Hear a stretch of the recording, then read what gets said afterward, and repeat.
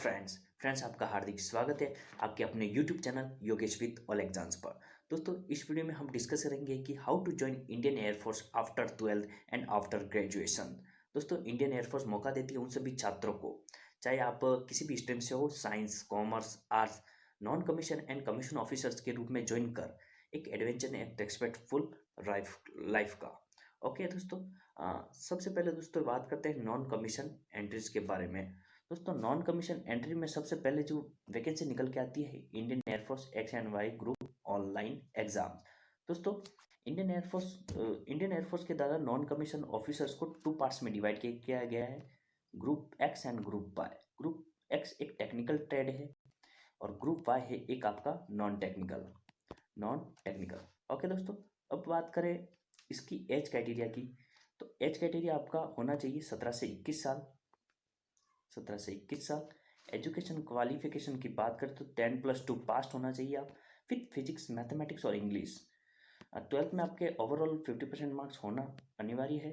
और बात करें इंग्लिश में, इंडिविजुअली 50% मार्क्स कंपलसरी है इंग्लिश के लिए। दोस्तों अब नेक्स्ट बात करते हैं ग्रुप वाई के लिए।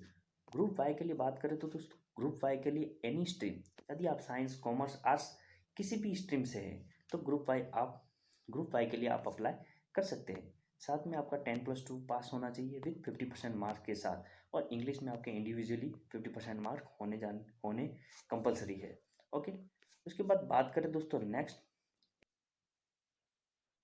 नाउ एयरफोर्स ओपन रैली भर्ती। दोस्तों अलग अलग समय पर अलग अलग राज्यों में इंडियन एयरफोर्स के द्वारा इस भर्ती का आयोजन किया जाता है। तो इसमें सबसे पहले आपका पीएफटी होता है, उसके बाद आपका ऑफलाइन पेपर होता है, उसके बाद आपको एसआरटी सिचुएशन रिएक्शन टेस्ट के लिए बुलाया जाता है, उसके बाद आपका जीटी इंटरव्यू होने के बाद आपको मेडिकल के लिए बुलाया जाता है, और उसके बाद आपकी स्टेट वाइज मेरिट लिस्ट जारी की जाती है। ओके दोस्तों, अब बात करें इन दोनों एग्ज़ाम के डिफरेंस की। इन दोनों एग्ज़ाम में डिफरेंस ये होता है कि इसमें आपका पहले ऑनलाइन एग्ज़ाम होता है, उसके बाद आपकी पीएफटी के लिए आपको बुलाया जाता है, जबकि इस एग्ज़ाम में आपको सबसे पहले पीएफटी दिया जाता है, उसके बाद आपका ऑफलाइन पेपर होता है। ओके, दोनों एग्ज़ाम के लिए केवल मेल कैंडिडेट ही अप्लाई कर पाएंगे। ओके दोस्तों, अब चलते हैं हम कमीशन एंट्री की ओर। कमीशन एंट्री की बात करें तो दोस्तों सबसे पहला एग्ज़ाम है एनडीए, नेशनल डिफेंस एकेडमी। दोस्तों नेशनल डिफेंस एकेडमी का एग्ज़ाम यूपीएससी के द्वारा कंडक्ट करवाया जाता है every year 2 times, NDA first and NDA second. Okay,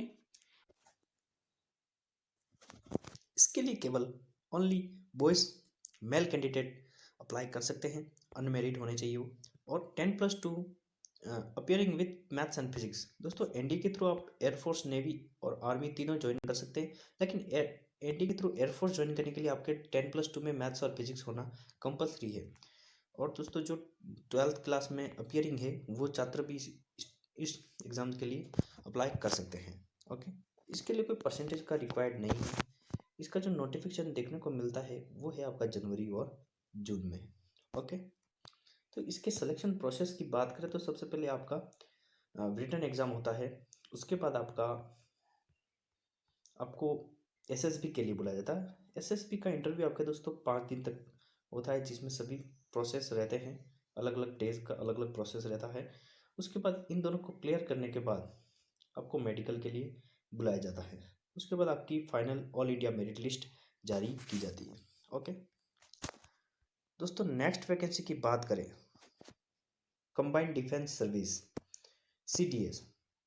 तो सीडीएस वैसे तो ये भी आर्मी, नेवी, एयरफोर्स के लिए एग्ज़ाम कंडक्ट करवाया जाता है। इसके लिए मेल और फीमेल दोनों कैंडिडेट अप्लाई कर सकते हैं, लेकिन फीमेल कैंडिडेट केवल आर्मी के लिए अप्लाई कर सकती है। ओके, इसकी बात करें तो एवरी ईयर 2 टाइम्स इस एग्ज़ाम का आयोजन करवाया जाता है यूपीएससी की द्वारा, यूनियन पब्लिक सर्विस कमीशन के द्वारा।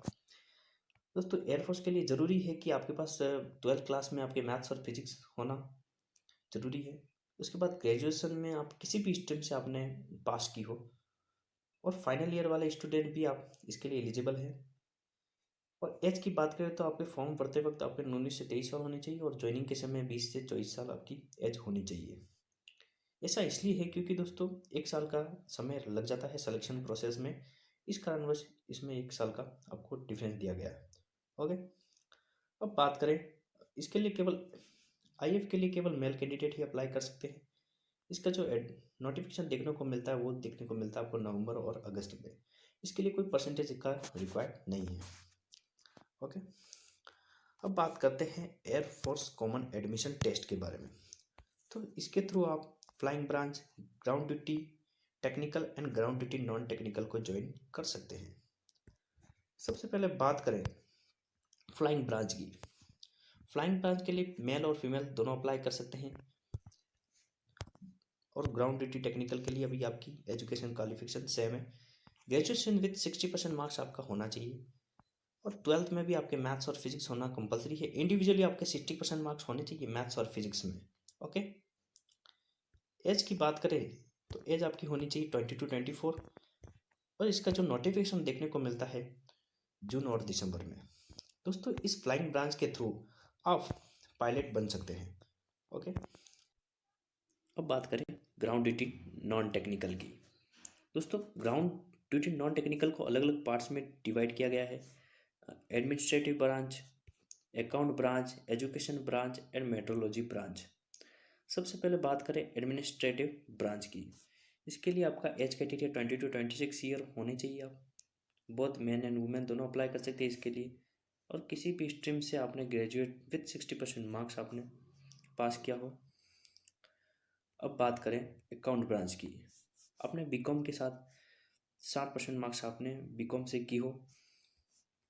एजुकेशन ब्रांच की बात करें तो पोस्ट ग्रेजुएट आपकी 50% मार्क्स के साथ मिनिमम होनी चाहिए।